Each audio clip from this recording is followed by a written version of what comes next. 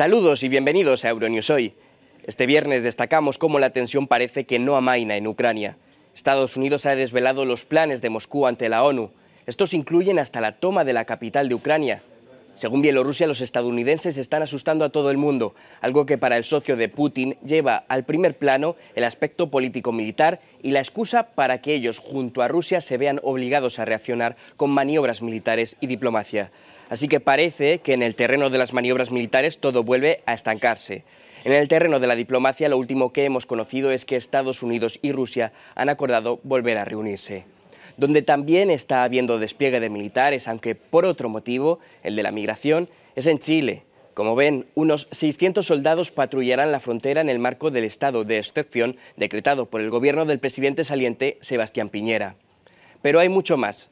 En España, Marín está de luto por los muertos del naufragio del Villa de Pitanso. Las familias han pedido al gobierno de España que se implique con aviones o fragatas en la búsqueda de los 12 desaparecidos después de que Canadá cesara la búsqueda. Veremos cómo las obras de Picasso vuelven para ser expuestas en la Real Academia de Bellas Artes de San Fernando, el museo que antes fue la escuela en la que el artista se formó, y cómo los Juegos Olímpicos de Invierno de Pekín están ayudando a la innovación tecnológica. Más información de esta y otras noticias después de nuestros titulares. Las maniobras y acumulación de tropas rusas tensan la situación de Ucrania con acusaciones cruzadas en medio de la escalada. Los 3 supervivientes y los 9 cuerpos recuperados del naufragado Villa de Pitanso llegarán entre el viernes y el sábado a San Juan de Terranova, en Canadá. El Papa Francisco defiende el celibato sacerdotal y no menciona la cuestión de los abusos sexuales del clero durante la apertura de un simposio sobre el sacerdocio. El Parlamento de Ecuador aprueba la despenalización del aborto en casos de violación y rebaja 12 semanas el tiempo para interrumpir el embarazo de las adultas. Al menos 117 muertos y 116 desaparecidos por las inundaciones en Petrópolis, Brasil, según la policía local, una cifra que podría aumentar. Mientras Rusia realiza maniobras con bombo y platillo, Estados Unidos mantiene su acusación de una inminente invasión rusa a Ucrania y ha detallado en la ONU los supuestos planes de Moscú para justificar y lanzar una operación que incluiría la toma de Kiev, acusaciones que el Kremlin considera infundadas y peligrosas. Culpar a Rusia es inútil y carece de fundamento, declaró el viceministro de Exteriores ruso Vershinin, acusando a Estados Unidos de atizar la tensión en una situación de por sí muy compleja. Aviones rusos patrullan el espacio aéreo de Bielorrusia mientras se recrudecen los choques en la línea de frente que separa a las tropas ucranianas de las milicias separatistas apoyadas por Moscú. Ucrania está comprometida con la resolución pacífica del conflicto por medios políticos y diplomáticos. Queremos la paz, la seguridad y la estabilidad para nuestro país y para toda Europa. Pero en caso de que Rusia opte por la escalada, Ucrania se defenderá, declaraba en Nueva York el representante permanente de Ucrania ante las Naciones Unidas.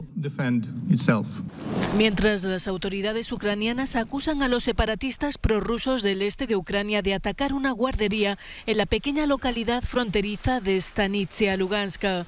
Las autoridades separatistas rechazan la acusación y culpan a Ucrania del aumento de bombardeos a lo largo de la tensa línea de contacto en el este. De momento, el ataque a esta escuela aún no ha sido verificado por una autoridad imparcial. Los aliados de la OTAN acusan a Rusia de engañar al mundo al decir que está retirando sus fuerzas de las fronteras de Ucrania y que algunas tropas han regresado a sus bases. La situación en el este de Ucrania solo se ha deteriorado en las últimas horas, con las violaciones del alto el fuego y el bombardeo de una guardería en la ciudad de Stanitsa Luhanska. El presidente Volodymyr Zelensky lo calificó como una gran provocación, mientras que los líderes occidentales creen que Rusia podría organizar un ataque de falsa bandera para justificar la invasión. Y es por eso que Zelensky dice que es importante mantener a los diplomáticos y la Organización de Seguridad y Cooperación en Europa aquí en el país, ya que sus actividades de vigilancia son un elemento disuasorio adicional en esta situación que está lejos de la desescalada. Sasha Vakulina, Euronews, Kyiv. Iván Malyuta es residente en Donetsk, ciudad del este de Ucrania controlada por los separatistas. Este mes solicitó la ciudadanía rusa y tanto él como su familia recibirán los pasaportes. 720.000 personas procedentes de las zonas controladas por los rebeldes han recibido la ciudadanía rusa. Olga Matvienko, inspectora de migración, comenta que se debe a las tensiones en la frontera. Debido a las tensiones entre Ucrania y Rusia y los rumores sobre el conflicto en el territorio de Donbass, ha aumentado el número de personas que desean convertirse en ciudadanos de la Federación Rusa. Además de la ciudadanía, Rusia ha ofrecido a los residentes de estas zonas otras ventajas, como sus vacunas para la COVID-19 o preferencias comerciales para los fabricantes locales. Quiero ser ciudadano de la Federación Rusa. Al fin y al cabo, vamos en camino hacia ello. Hemos esperado durante mucho tiempo esto. Nuestros familiares en Rusia nos dicen que el presidente Putin no nos abandonará. El ministro de Asuntos Exteriores ucraniano, Dmytro Kuleba, denunció que la entrega de pasaportes quebranta los acuerdos de Minsk, que pusieron en 2015 fin a las hostilidades a gran escala entre ambos países. La emisión masiva de pasaportes rusos a ciudadanos ucranianos que viven en las regiones de Donetsk y Luhansk es una clara y flagrante violación de los acuerdos de Minsk. Dmitry Peskov, secretario de prensa del presidente ruso, ha negado estas acusaciones y las ha calificado de insostenibles. Afirma que estas medidas no incumplen los acuerdos de Minsk. Los analistas políticos coinciden en que estas facilidades para conseguir la nacionalidad rusa son una estrategia de presión contra Kiev y tienen como objetivo desestabilizar el país.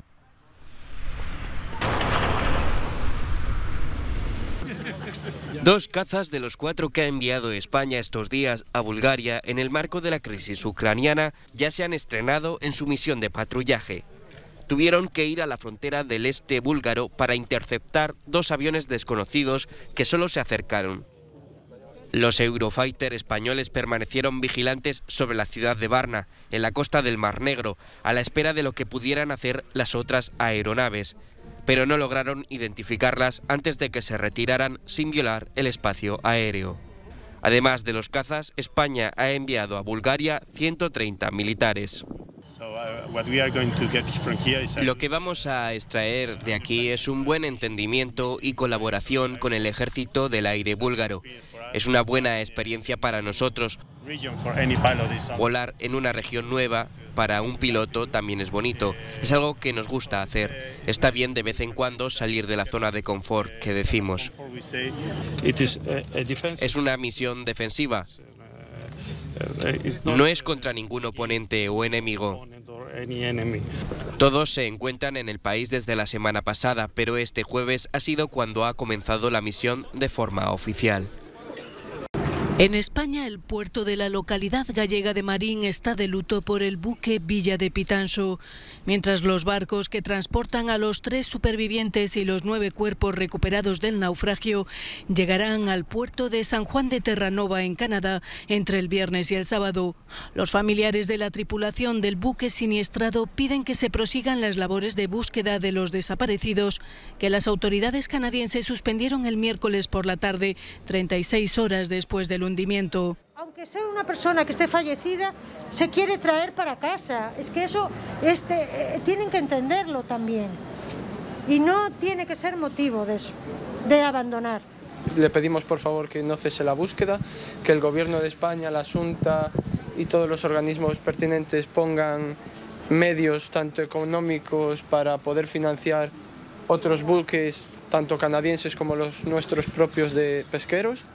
El ministro de Agricultura, Pesca y Alimentación del Gobierno de España, Luis Planas, se ha comprometido en Vigo a agilizar las repatriaciones, mientras el titular de Exteriores, José Manuel Álvarez, pidió el jueves a Canadá que sigan colaborando para recuperar a los 12 marineros que aún permanecen desaparecidos. Este jueves, la Marina portuguesa rescató a la tripulación de un carguero panameño en el archipiélago de las Azores.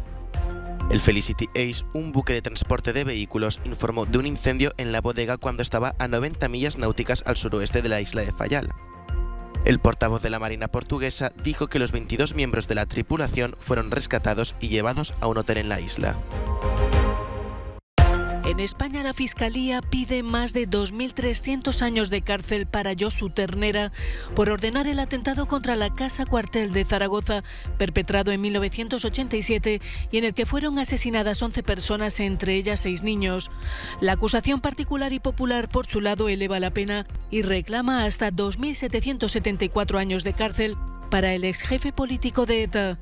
El juicio a José Antonio Urruticoechea, alias Josu Ternera, no se podrá celebrar hasta que se resuelva su situación judicial en Francia y sea extraditado. El Papa defiende el celibato de los sacerdotes. Es un don que requiere relaciones sanas, ha puntualizado Francisco, que recomienda tener amigos y rezar para que no se convierta en un peso insoportable. El sumo pontífice ha respondido así en la apertura de un simposio sobre el sacerdocio a un grupo de obispos europeos que pide flexibilizar esta exigencia de la Iglesia Católica. La distorsión de la vocación ocurre siempre que olvidamos que la vida sacerdotal se debe a los demás, al Señor y a las personas que nos ha confiado. Olvidar esto está en la raíz del clericalismo, del que ha hablado el cardenal Ouellet, y sus consecuencias. El clericalismo es una perversión. El Papa no ha mencionado la cuestión de los abusos sexuales por parte del clero. Un movimiento italiano de defensa de sus víctimas ha comenzado esta semana una campaña para que la Iglesia de ese país abra sus archivos a investigadores independientes. Chile despliega más de 600 militares en la frontera para luchar contra la inmigración irregular. Dentro del marco del estado de excepción decretado por el gobierno de Sebastián Piñera, el país espera que esta medida reduzca el paso de inmigrantes, la mayor parte de ellos venezolanos, que llegan desde los países vecinos. En Colchane, una localidad en la frontera con Bolivia, han muerto 23 personas el último año tratando de llegar a Chile. Bueno, Colchane está viviendo más de 8 meses una situación muy similar a un estado de excepción con la militarización producto del colapso migratorio que se produjo en el mes de febrero del año 2021. Sin embargo, esta restricción por resultado del estado de excepción constitucional, a nuestro juicio ha resultado ineficaz, toda vez que los migrantes siguen ingresando sin ningún control de identidad y menos de salud al país. Desde 2020, miles de personas cruzan a pie por inhóspitos pasos clandestinos que llegan a los 4.000 metros de altitud. Lo menos yo pasé hace 4 días con mis 2 hijos y mi hermano. Y intentamos pasar como 10 veces con un poco de venezolanos, más de 300 venezolanos con niños. Y un militar se nos acercó, que era el que no nos dejaba pasar, y nos sacó una metralleta, una pistola grande. El estado de excepción durará 15 días, prorrogables a una quincena más, y con él se podrán desplegar aviones, drones y helicópteros para vigilar las fronteras. Activistas por el derecho al aborto de un lado y manifestantes antiabortistas del otro protestan este jueves ante el Palacio Legislativo de Quito, en Ecuador. La Asamblea Nacional del país aprobó por 75 votos a favor, 41 en contra y 4 abstenciones una ley para regular el aborto en casos de violación. Las mayores de edad podrán interrumpir el embarazo hasta las 12 semanas y las menores, indígenas o personas en área rural podrán hacerlo hasta las 18.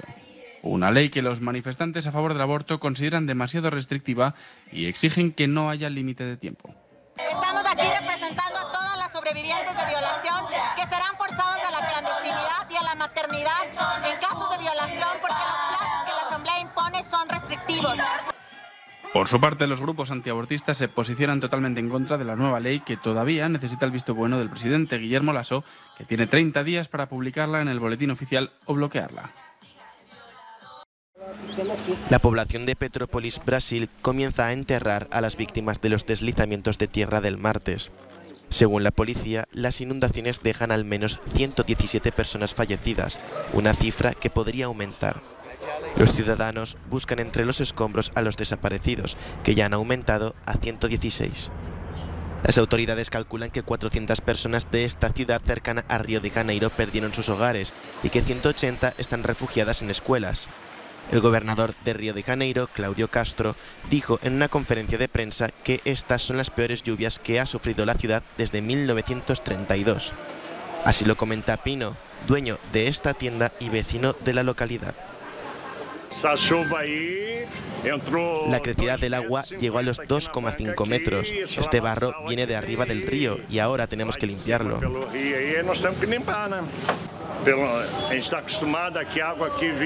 La gente está acostumbrada a ver 20 centímetros, 30 centímetros, pero nunca hemos visto esta altura de 2,20 metros.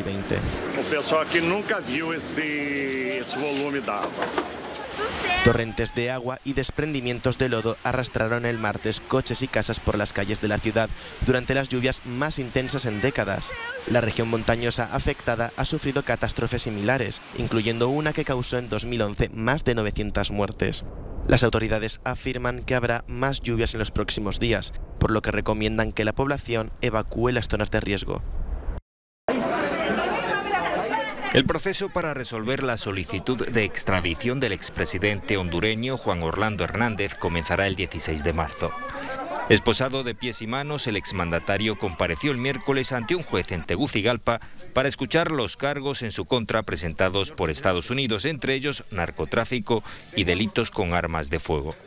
Tras permanecer 8 años en la jefatura del Estado, Hernández dejó el cargo el pasado 27 de enero, quedándose sin la inmunidad presidencial. Aunque cientos de simpatizantes han criticado su detención, lo cierto es que no fue ninguna sorpresa, ya que su nombre apareció en varios juicios contra narcotraficantes en Estados Unidos, donde su hermano cumple una condena a cadena perpetua por narcotráfico desde hace casi un año. Los tigres de Bengala, abandonados hace 15 años por un circo ambulante y que desde entonces han estado viviendo en un vagón de tren en San Luis, Argentina, ya tienen un hogar. Fopos International ha llegado a un acuerdo con las autoridades para llevarlos a un refugio en Sudáfrica en las próximas semanas. Necesitan un lugar para acomodarse, sentirse en paz en un nuevo territorio y convertirse en normales, pero algunos de ellos tardan, explica el veterinario jefe de la misión. Algunos animales pueden tardar un año, otros pueden sentirse bien inmediatamente, pero depende del trauma que tengan, del grado de trauma, pero allí estarán en paz y disfrutarán, sí. 2 de los animales abandonados por el circo fueron alimentados por un ganadero desde 2007. La pareja tuvo 2 cachorros que ahora tienen 10 años y solo han conocido la vida dentro del vagón. Vestidos como aves heridas, miembros de PETA protestan en el Millennium Bridge por el fin del uso de plumas en la industria textil, justo antes del inicio de la Semana de la Moda de Londres. La organización en defensa de los derechos de los animales afirma que esta práctica es cruel con las aves e invita a la sociedad a vestir ropa libre de maltrato animal. 58 figuras y rostros de Picasso se dan cita en la Real Academia de Bellas Artes de San Fernando. Su misión es hablar al visitante de los comienzos de este querido artista, ya que fue en este museo de Madrid donde antes había una escuela de arte en la que Picasso se formó. El malagueño, de hecho, fue uno de sus académicos honorarios. Y es que en esta Real Academia de San Fernando, donde hay un museo, por cierto, extraordinario, Picasso vino a estudiar él y vino a estudiar Dalí. O sea, si alguien quería ser pintor en esos últimos años del siglo XIX, primeros del XX, tenía que venir aquí a estudiar, entonces era una academia de arte. El conjunto selecto de 7 pinturas, 2 esculturas y 45 estampas ofrece una perspectiva ejemplar de su extensa producción, desde el protocubismo hasta sus creaciones tardías.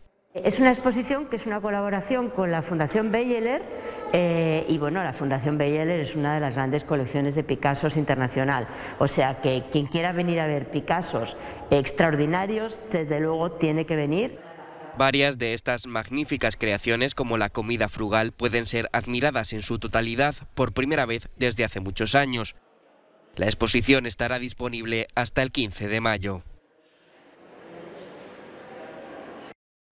A pocos días de la clausura de los Juegos Olímpicos de Invierno, los aficionados al deporte de todo el mundo han podido disfrutar del espectáculo y conocer mejor los ejercicios de los atletas gracias a la introducción de nuevas tecnologías en Pekín. Para saber más sobre estas innovaciones, Euronews ha hablado con el director general de cronometraje de Omega, Alain Zobrist, que con la ayuda de sus cronometradores nos han proporcionado datos precisos a lo largo de los Juegos.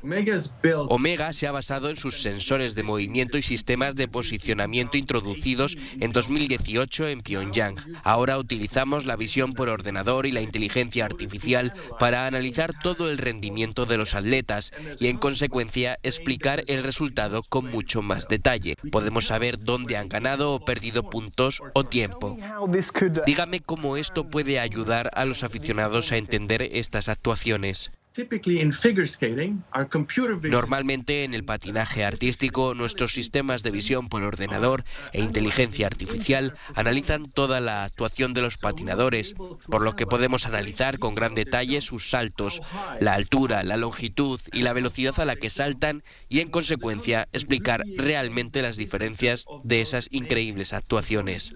Esta información se comparte también con los atletas y los entrenadores para que puedan adaptar su entrenamiento en consecuencia. Solo en la segunda etapa trabajamos muy estrechamente con los jueces para proporcionarles también esa información. Unos 300 cronometradores acompañados de unas 200 toneladas de material trabajan para proporcionar cifras precisas en las 15 disciplinas que se disputan en Pekín. Este domingo se celebra la ceremonia de clausura de los Juegos. Hasta aquí el informativo de hoy. Pueden seguir informándose a través de nuestro canal, nuestras redes sociales y nuestra página web. Les dejamos con el No Comment del día, en el que verán las fuertes nevadas que están afectando a Japón. Gracias por seguirnos y feliz fin de semana.